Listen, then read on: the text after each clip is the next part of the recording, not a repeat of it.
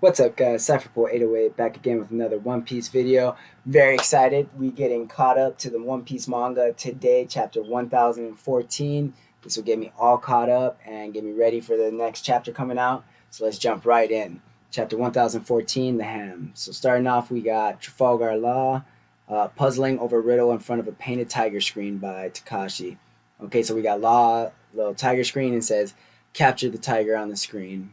All right, let's jump right into the chapter. So I'm curious to see if we see what happened to Luffy, how he kind of ended up in that state. You know, what's going to go on. Are we going to go over to Kid and Big Mom? Are we going to see what's going on with that? Like, there's just so many possibilities. You know, Luffy being in that state at the end of the last chapter, looking like he was taking a big L right there, unconscious yet again. Like, nobody up there to save him. Kaido over there monologuing like, "Oh, you got a little bit of power. You thought, you had something special, and you let it go to your head, and this is what happens. You end up like this." So let's see what happens. All right, so we're jumping right back up. We see Onigashima in its entirety. So you infuse yourself with the color of the Supreme King, and we see Luffy, and he's just. It looks like he's falling off. It looks like he's about to fall into the ocean, but your use of it was crude and clumsy. So all right, so he's critiquing kind of how Luffy was able to use. He's like, yeah, you can use it, but your usage of it wasn't efficient and wasn't good. You just kind of were haphazardly using it. Gum Gum, what was it again? Okay, so he's kind of talking shit to Luffy. He's just like laughing. He's like, oh, Gum Gum, what? Okay, you couldn't be Joy. So he knows about Joy Boy. Yo, Joy Boy. Okay, so it's been a minute since we talked about Joy Boy, but Kaido's over here like, yo, you couldn't be Joy Boy. So clearly, he's read Odin's journal. He knows about. They're waiting for the return of Joy Boy, and we see. Okay, that almost looks. I can't tell if that looks like the Luffy landed on land or if he landed in the ocean. All right, and then we see Kaido. He's still up on top, and then it looks like he's pulling out his Den Mushi, and he says, "Master Kaido, we have found Momonosuke." So he's like, okay, he's getting notified that they found Momo. I'll be there at once. And Bao Huang, yes sir, announce the results to all of Onigashima. Okay, so he's telling them to announce the results. What results are they announcing? Let's see. Third floor of the castle, so he's going back down. I spotted young Master Yamato. He's carrying Momonosuke. Okay, so I'm pretty sure Momonosuke is not actually with Yamato. She stuffed that little like doll thing, to be a decoy. So let's see if that's actually working out. Something's wrong though. Oh, his cuffs are gone. That's right. I'm not your prisoner anymore. I am old. Okay, so they're talking about Yamato's cuffs not being on because Luffy got rid of them, and so that seems like they might be a little concerned that Yamato doesn't have her cuffs on anymore. First floor crawl space. So we see Shinobu and Momo again.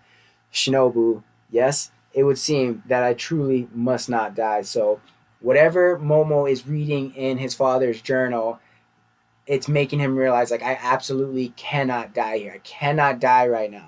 So I'm very curious. What do you guys think is like?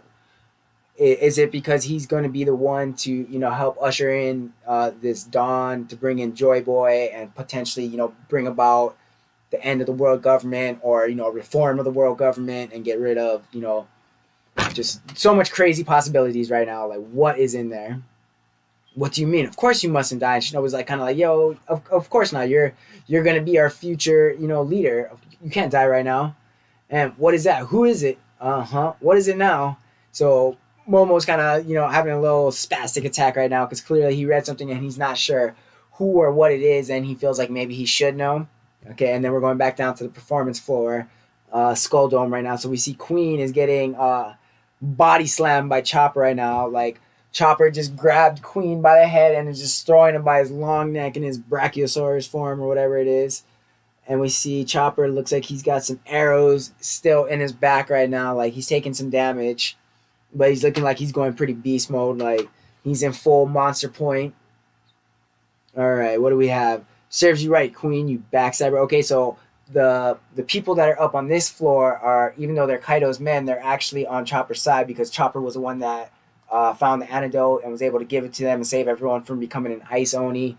And Queen was up there talking shit to them like, "Oh, this is all you guys would be good for." So they have like no loyalty to Queen right now.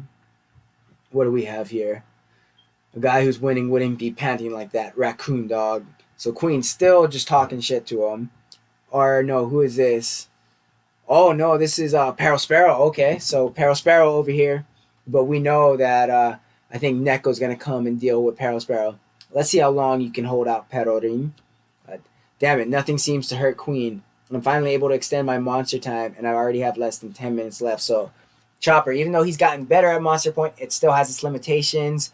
And, Queen in his zone form is extremely durable, extremely tanky. So, even though Chopper is in his Monster Point, he's learned how to use it, he's learned how to control it better. He's not inflicting the damage that he needs to, and he's running out of time quickly. He has less than 10 minutes. Shoo, that's pointless. Okay, what do we have? Just 3 minutes. What can you do with that? Okay, so we're going back. This is a little flashback right now. So we're seeing Caesar. So maybe Caesar kind of helped Chopper tweak the Rumble Ball. What do we got? But if I'm in monster form any longer than that, then what are you so precious about your looks and you call yourself a pirate? All right, damn it. What? Rumble Balls. Look at that sloppy work. Get this list of chemicals, and you can stretch that gigantification time to 30 minutes. Sure, there are risks, but you're not a coward, are you? So he's like, you're over there worried about if there's side effects. He's like, but aren't you supposed to be a pirate? Like, I think I think this is referring back to when Chopper was like, if it's for Luffy, I don't mind becoming a monster and having people view me as a monster. So Caesar's like, yo, you wanna do this? I can get it to extend, but you can't be worried about consequences and side effects. So I'm kind of curious if there's gonna be side effects. Black coffee beam. So we see Queen, even though he's kind of upside down on the ground, he can still shoot out his fire beams. All right, no, here comes that candy arrow rain again. Take shelter under a roof. So Peril Sparrow is just, raining down arrows on everyone. Doesn't matter. He's just indiscriminately, just looks like he's just raining them down. And then what do we have up here? Maris, diffusion mode, click. Okay, click. Okay, so all these things are clicking. Looks like the little surveillance things. Announcement to all of Onigashima: the fight is over. The highest bounty on the enemy side, Straw Hat Luffy, has lost. Okay, so they're announcing that, maybe a little prematurely, but they're announcing that Luffy lost. And Luffy Taro, what? Luffy, no. Okay, so we see Queen and his, mechanical type neck just extending and biting Chopper. And then we see Marco and he's like, Straw Hat. Everyone's kind of like, wait, what? Are you kidding? Master Kaido snuffed out his life. Okay, we see Frankie. We got Jinbei over there. And now Straw Hat Luffy sinks to the bottom of the dark, cold sea. Okay, so that was water that we saw Luffy fall into, I guess. Or are they just assuming that they're still over the water? Nope. He's in the water. Yep, that's water. The Kozuki Samurai and the Pirate Captain have both fallen. Who will be next? Can anyone else win? Okay, so we see Kaido. Looks like he's turning back into his dragon form. Master Kaido will now descend and begin to clean up the stragglers. Look at this mess you've made, Linlin.